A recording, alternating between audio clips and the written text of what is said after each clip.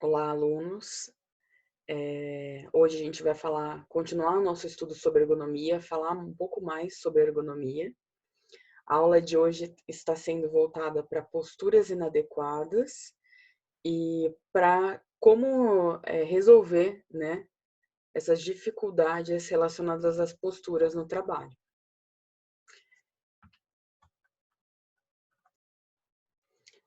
Tem 3 tipos de ergonomia: a ergonomia física, a ergonomia cognitiva e a ergonomia organizacional.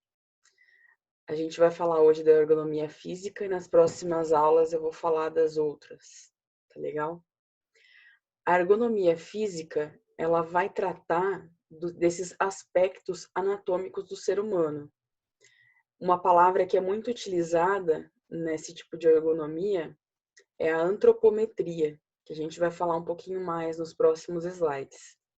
A antropometria, ela trata das medições do corpo humano. Então, qual é a altura das pessoas, qual é o tamanho do braço, do antebraço, das pernas, né? Dos membros inferiores, superiores, tamanho de tronco, quais são os alcances, né? O tamanho das mãos. Isso tudo é muito importante quando a gente fala de ergonomia, porque vai determinar o tamanho de mobiliários, por exemplo, qual é o tamanho mais adequado de uma cadeira, qual que é o tamanho mais adequado, qual que é a altura mais adequada de uma mesa, né? Qual que que eu tenho um mouse, né? Qual que é o tamanho mais adequado de um mouse, né? Para as mãos de trabalhadores ou de um país, né? De uma região. A gente sabe que cada país também tem uma antropometria, né? Em alguns países a estatura é mais baixa, outros a estatura é mais elevada.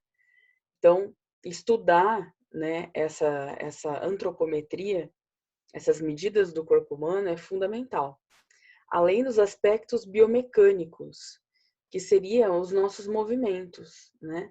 Nossos movimentos, nossos músculos, nossas articulações, como que a gente consegue desenvolver o nosso trabalho através do nosso aspecto biomecânico.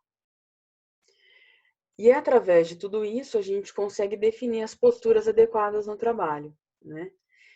E um dos problemas principais que a gente trata, né, na questão ergonômica são movimentos repetitivos, as posturas inadequadas de coluna, né, ombros, pescoço.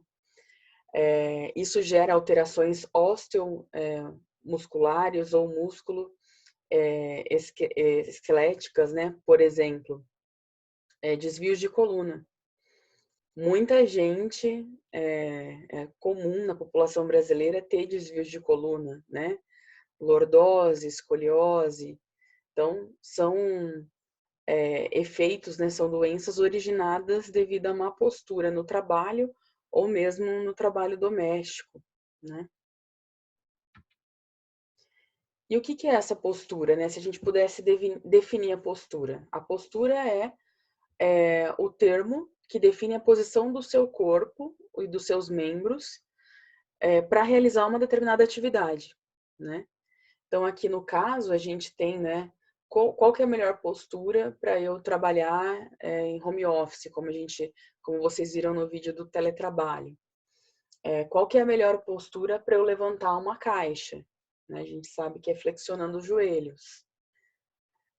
Qual que é a melhor postura para eu assistir TV? Qual que é a melhor postura para eu cozinhar? Então, é o posicionamento dos membros, né, de todo o nosso corpo para realizar uma atividade. E a gente sabe que essas posturas são variadas, né? A gente não consegue manter uma postura ao longo do dia de trabalho. Então, ela vai variando, a gente vai se cansando, né? A gente vai escorregando, apoiando na mesa. Algumas atividades, principalmente atividades externas de campo, como construção civil, a gente sabe que são atividades que demandam muito mais esforço físico, né? E que também causam posturas inadequadas. Outra atividade que a gente vai falar hoje, fazer uma homenagem, né, para os profissionais de saúde, as posturas também adotadas por esses profissionais, principalmente enfermeiros, técnicos de enfermagem, que precisam movimentar pacientes, né, que estão entubados ou que estão com baixa mobilidade, né, ou sem mobilidade, né? Então, tudo isso, né, todas essas posturas devem ser avaliadas durante a jornada de trabalho e deve ser proposta uma melhoria para que não ocorram problemas relacionados à postura, conforme a gente já falou. E agora eu sempre faço, né, um momento de reflexão. Você está assistindo essa aula agora, qual que é a sua postura? Você está largado no sofá? Você está sentado com a perna cruzada? Né? Então a gente sabe que a gente acaba, ou está no celular, né, assistindo essa aula, a gente acaba durante mesmo esse vídeo, vocês vão mudando de postura e muitas vezes vão acabar sentindo uma dor por estar assistindo a esse vídeo numa postura inadequada. E conforme a gente falou no outro vídeo, eu gostaria de ressaltar aqui, né? Quem deve se adaptar a quem? A gente já viu que é o trabalho, né? Que tem que se adaptar ao homem. Ou seja, a gente que deve definir novas formas, né? Novas estratégias para que essas atividades sejam realizadas de uma forma melhor, né? Com melhor postura. E aqui, voltando um pouco no assunto da antropometria, ela é muito importante para definir isso. Como que eu vou definir a melhor postura, o melhor mobiliário, né? As alturas adequadas? Vai depender da antropometria daquele setor, daquela empresa, né? Então, qual que é onde eu vou posicionar o meu material de trabalho, por exemplo, né? Se eu ficar fazendo esse funcionário se esforçar e ter que estender, se aproximar dessa mesa, com certeza no final do dia ele vai estar com dores na lombar, no pescoço, nos ombros, né? Então eu preciso definir os alcances, né? Definir a altura adequada para cada atividade, né? Será que a gente se preocupa com isso no nosso dia a dia? Com a minha experiência, né, na maioria das empresas que a gente vai para oferecer o serviço de análise ergonômica do trabalho, a gente percebe que não, né? A gente percebe que a questão postural é uma questão que não estava, né, escrita na NR9, ela está na NR17, que não está, né, por lei, não está no PPRA, ela pode estar, mas por lei não estaria no PPRA. Então, é um documento que muitas vezes a análise ergonômica é deixada de lado. Muitas vezes as empresas acabam não fazendo, não avaliando as posturas, não identificando as necessidades dos seus funcionários e vai gerando, né, esses problemas osteomusculares ao longo dessa vida, né, de trabalho deles. Vou dar alguns exemplos de posturas inadequadas. Muito tempo em pé, né, numa mesma posição, não é adequado. Eu flexionar o pescoço para frente ou muito para trás, né, também não é adequado. Sempre encostar, né, o tronco, né, na cadeira e evitar ficar com os braços levantados nessa posição. Por isso que ela deveria estar aqui com o apoio, né, com o antebraço apoiado, né, nesse apoio da cadeira. Braços elevados por longos períodos, isso é um problema, né? Inclusive para a circulação, né? A gente sabe que a circulação fica deficiente, né, nos membros que estão levantados. Então, sempre que eu estiver em pé, parado ou sentado em posição estática, esse é um problema. O ideal é que a gente tenha alternância de posturas. A NR17 já diz, né, para o trabalho manual sentado ou que tenha que ser feito em pé, as bancadas, mesas, escrivaninhas e os painéis devem proporcionar ao trabalhador condições de boa postura, visualização e operação. Então, o ideal é que você tenha um posto de trabalho adaptado, Você precisa ter esse posto de trabalho adaptado para evitar posturas inadequadas. No teleatendimento, é o pessoal que trabalha atendendo telefone, principalmente, né? Setor de vendas ou atendimento ao cliente. Nos locais de trabalho, deve ser permitida a alternância de postura pelo trabalhador, de acordo com sua conveniência e necessidade. O ideal é a gente se movimentar, eu ter a opção de trabalhar sentado ou em pé, ou fazer pausas durante a jornada. Sempre que eu tiver que levantar alguma coisa, levantar uma carga, né, um objeto, sempre eu evito, né, fazer dessa forma, onde eu não flexiono os joelhos, porque dessa forma eu estou fazendo força com a minha coluna, principalmente com a lombar. O ideal é fazer a força nas pernas, né? A gente percebe, principalmente na construção civil, né, e outras atividades também, pessoas carregando um peso maior do que o necessário, né, do que ela consegue. Então, isso também, ao longo do tempo, gera problemas osteomusculares. Ainda mais se o levantamento for frequente, né? Então, deve-se sempre buscar outras formas que a gente vai ver nos próximos assuntos aqui, buscar novas formas, se for frequente, de eu carregar esses objetos sem forçar o meu corpo, né? A musculatura do meu corpo. No trabalho sentado, então, né, a gente percebe que a gente vai descendo, né? A gente vai declinando aqui na cadeira. Então, isso também não é adequado. E quando eu tiver que carregar alguma sacola, né, e eu tiver a possibilidade de dividir o peso, né, o ideal seria. Então, aqui, por exemplo, eu tenho um objeto muito pesado só de um lado, né? O ideal seria particionar, dividir e carregar um peso parecido, né, o mais próximo possível, nos dois membros superiores.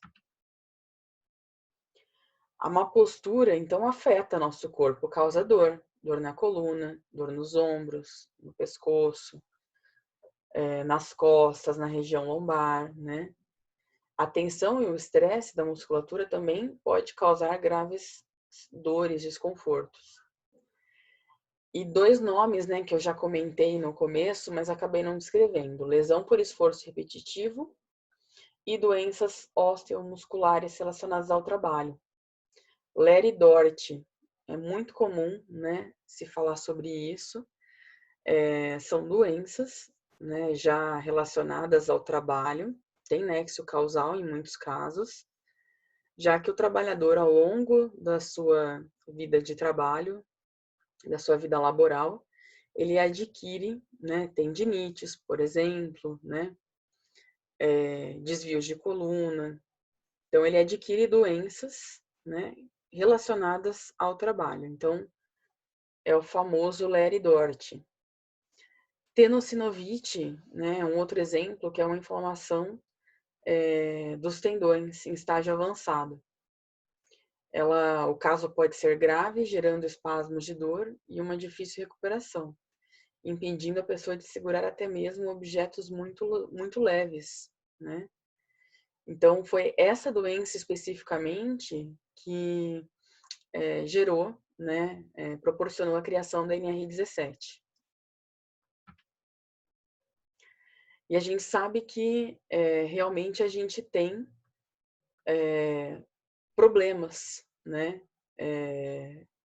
No Brasil, a gente tem muitos casos de Leri Dort, né? Eu peguei aqui uma reportagem da Fundacentro, eu vou enviar para vocês, que fala que tem mais de 3,5 milhões de pessoas que declararam ter diagnóstico de Leri Dort. Só que muitas vezes essa doença ela não é aberta a CAT, né? Ela não é caracterizada como doença ocupacional. Então a gente sabe que há subnotificação. Com certeza tem muito mais trabalhadores com esse diagnóstico, né? Porém, a gente sabe que ocorre omissão, né, no Brasil. E qual que seria a solução, né? Uma das soluções seria a análise ergonômica do trabalho, que é promover algumas recomendações para proporcionar posturas, né, uma organização do trabalho melhor para o trabalhador, para que ele trabalhe com conforto. Lembra o lema da ergonomia, né? É conforto, segurança e produtividade. Esse é o objetivo da ergonomia. Então, por exemplo, eu posso alterar o layout de máquinas e equipamentos, né, dispor esses maquinários de uma forma mais adequada, liberando espaço no meio ambiente, né, diminuindo até o risco de acidentes. Mobiliários com ajustes, né? Se eu tenho uma cadeira, por exemplo, que tem vários ajustes, né, de altura de assento, de encosto, né, altura, se ela é giratória, altura do apoio do braço, então tudo isso me ajuda, né, principalmente num posto de trabalho onde atuam vários funcionários. Revezamento de tarefas também é importante, determinar esse revezamento, determinar pausas, né? A ginástica laboral, também muito falada, a gente sabe que ajuda muito, né? Aumento e controle da iluminação, geralmente a gente fala aumento porque a gente sabe que tem carência, né, de lâmpadas na maioria das empresas. Mas seria posicionar as lâmpadas de forma adequada, né? Proporcionando boa iluminação no ambiente de trabalho, evitando muita iluminação que gera ofuscamento. Proporcionar temperatura e ruídos adequados à NR15 e à NR17, né? Dependendo da situação de trabalho. Mais recomendações aqui. Essa recomendação foi retirada da aula da Univesp, ela está também disponível aqui no YouTube.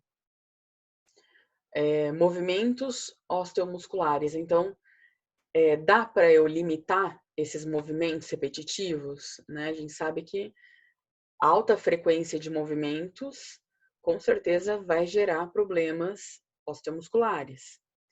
Ciclos de tarefas mais longos, né? Evitar tarefas repetitivas sob calor ou frio intenso. Promover micropausas.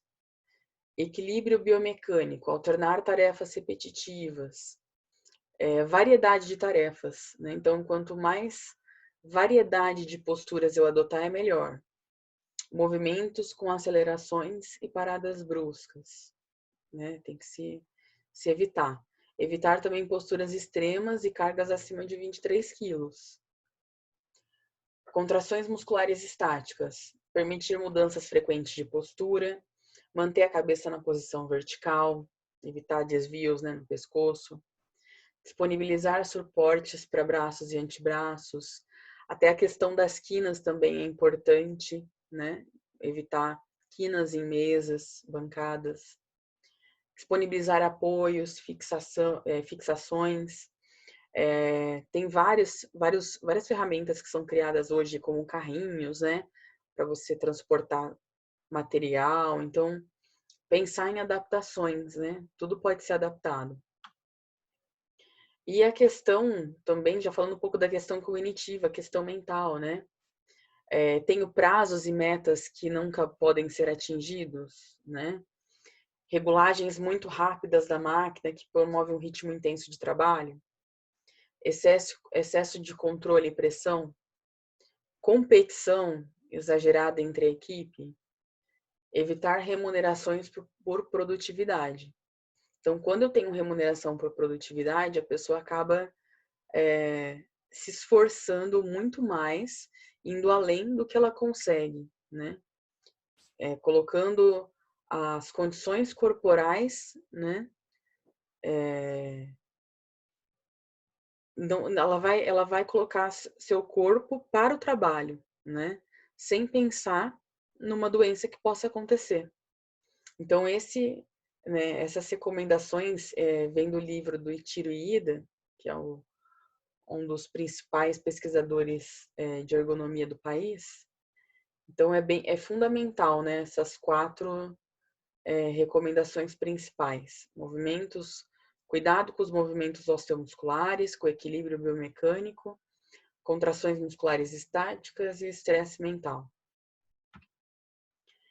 Para o transporte de cargas, conforme eu falei, né, um bom exemplo são os carrinhos, né, da limpeza, das auxiliares de limpeza. Então, antigamente carregava-se balde, pano, lixo, né? Então, hoje ela tem um carrinho onde ela consegue colocar seus materiais, né, e empurrar esse carrinho por onde ela for. Então, seria o mais adequado, né? Mobiliário e equipamentos. Sempre, né, que eu puder executar um trabalho na posição sentada, esse posto de trabalho deve ser adaptado. Esse é um ponto-chave que causa muito conflito em empresa, né? Nas palestras de ergonomia já causaram conflito, por quê? Geralmente, né, o proprietário da empresa ele não quer colocar um banquinho ou uma cadeira para o funcionário sentar. Ele acha que isso vai diminuir a produtividade. Só que, por norma, a gente sabe, né, que o adequado, né, é que se fique na posição sentada com alternâncias. Então, esse é um ponto que deve ser avaliado pelas empresas. Mobiliário e equipamentos, ferramentas devem ter ajustes. Então, se eu puder ter bancadas com ajustes de altura, né, de ritmo de trabalho, isso é o mais adequado. Sempre orientar os trabalhadores a estarem, né, trabalhando na postura correta, né? Então, mesmo sentada, ou em pé, ou dirigindo, né, quem tem trabalho com né, transporte, motoristas, né? Ou mesmo quem trabalha com transporte, né, de cargas. Então, é fundamental que tenha essa orientação, né? E os profissionais de saúde, a gente sabe que hoje, né, a gente está vivendo um período de pandemia, os profissionais de saúde estão cada vez mais requisitados e a gente sabe que eles também têm elevado risco ergonômico durante o trabalho. Principalmente, né, com pacientes acamados, que eu falei, né, que precisa virar esse paciente, levantar esse paciente, né? Muitas vezes eles colocam todos os EPIs, colocam toda a proteção, e houve relatos, né, vocês devem ter visto na TV, relatos de trabalhadores que não conseguem, né, tirar a proteção para tomar água, para ir ao banheiro, né? Ficam, né, em posições não muito adequadas, né, forçando, né, a musculatura lombar. A gente sabe que isso acontece no dia a dia, né? Então aqui vai um parabéns para os profissionais de saúde que estão sempre buscando o melhor, né, para os seus pacientes. E essa adaptação, gente, é para facilitar o trabalho, né? Tudo isso que eu falei, né? Se eu puder deixar de subir numa escada e ter uma plataforma dessa para eu subir, muito melhor, né? Se eu tiver um apoio para os pés, né, principalmente para ajustar, né, para pessoas mais baixas, né, que não conseguem se apoiar no chão, apoiar o pé no chão quando sentadas, muito melhor. Se eu tiver um carrinho desse onde eu consigo transportar os materiais, né, com rodinhas, com certeza, muito melhor. Então, o foco é a diminuição do risco ergonômico, tá? E isso aumenta a produtividade, já tem vários estudos que comprovam, né? Então, só que isso gera mudanças no ambiente, né? Geralmente a adaptação não é bem adaptável para quem está, né, trabalhando naquele ambiente. Tem resistência dos trabalhadores, que eles vão dizer, ah, mas eu sempre trabalhei assim, por que eu tenho que mudar agora, né? Então, você vai ter que explicar para eles, né, que há risco de adoecimento no trabalho. E a questão de custos. Só que a gente tem que, na segurança, a gente sempre tem que pesar, né? O custo de segurança tem que ser avaliado. E se essa pessoa adoecer, ficar afastada, né? E se a empresa receber um processo por conta, se caracterizar que realmente essa doença foi relacionada ao trabalho, né? Então, muitas vezes o custo da implementação de adaptações ergonômicas são muito mais baratos do que o custo da não adaptação dos postos. E só para destacar, né, a gente já sabe que a gente tem a NR 28, que fala sobre fiscalizações e penalidades. A NR 28 vem sendo atualizada conforme as alterações das NRs, e a NR 17 está lá. Ou seja, boa parte, né, dos itens da NR 17 tem uma infração atribuída, tá? Então, são todas, né, tipo segurança, essas que eu coloquei aqui, e tem a infração atribuída, ou seja, gera multa. Caso você descumpra alguns dos itens da norma, você tem o risco, né, em caso de fiscalização, de receber uma multa pelo descumprimento. Pessoal, é isso. Eu agradeço a vocês pela atenção. Eu espero que vocês tenham entendido, né? Eu tentei fazer uma aula mais curta e didática. Qualquer dúvida, entre em contato, eu fico à disposição. Tá legal? Até mais.